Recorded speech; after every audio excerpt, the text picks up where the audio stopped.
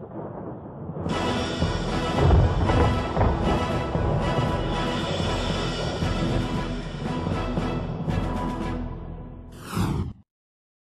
what's going on guys? I am Dutchysaurus and today I'm going to be showing off the first in a new series, hopefully, that I've come up with. Basically, if you read the title, it's called Fashion Souls. Now, for those who aren't familiar with the term Fashion Souls, it basically means choosing an armor and weapons looks over their practicality, especially against the current meta. With this show, I'm hoping to put my own little spin on it. I'm going to try and merge these two concepts, looks and practicality, into efficient PvP and PvE role-playing builds. Now obviously this isn't going to be for everyone, so I'm letting you know upfront the kind of content to expect from this series.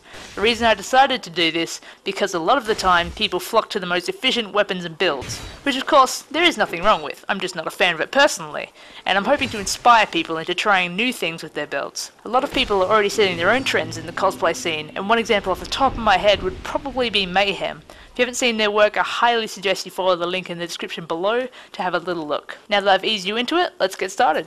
The Paladins of Hanleth, a holy knight order whose sole existence is to shine the light in the darkest corners of the globe and bring bliss to those in their darkest times. High-ranking paladins among this order are granted powers of the divine by their deity and sent on holy missions to seek out sinners and punish them, as well as reward the righteous in their plight. Alright, I draw this order from one of the gods on the name-engraved ring, Hanleth, goddess of bliss.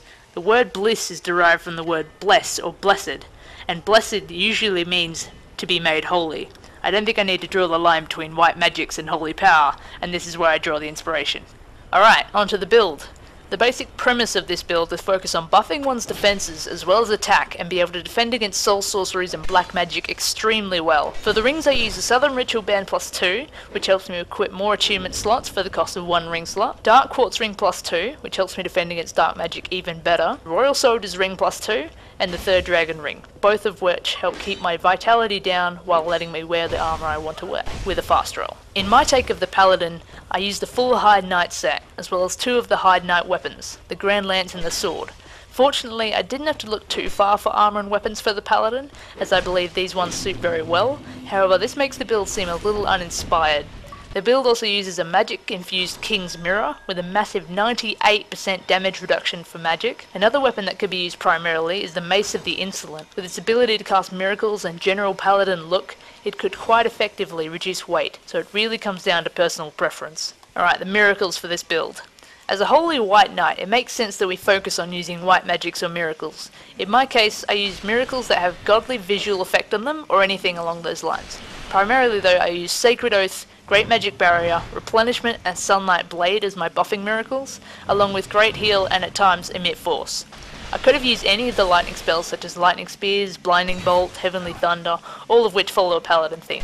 But ultimately, whatever you think matches a paladin, use it. Alright, onto the advantages of this build.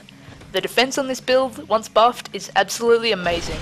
If you were to lower the strength of this build by not using the King's Mirror, you can have an insane amount of HP and just be a walking tank. Also, the versatility of the two different weapons, the Lance and the Sword, makes it even better. For sloppy players, the Lance can teach them a great lesson, and faster players will fall to the Sword. The choice of support miracles you can have on this build is quite literally awesome. You can choose any miracle combination you like to support your paladin, and the way your paladin plays will change to suit your preferred method, i.e. more attack miracles or even more defensive buffs. Alright, now the disadvantages of this build. The time required to buff it, if you use my setup, requires about 15 seconds. That is huge when you consider you can spawn right next to the host if you're invading. This isn't that big of a deal in the arena, but if you're trying to invade people, I suggest you find a quiet spot to buff up before you charge them. Alright, the low agility as well on this build, it can be viewed as a disadvantage if you have to roll, in which case your chances of dodging an attack are severely reduced.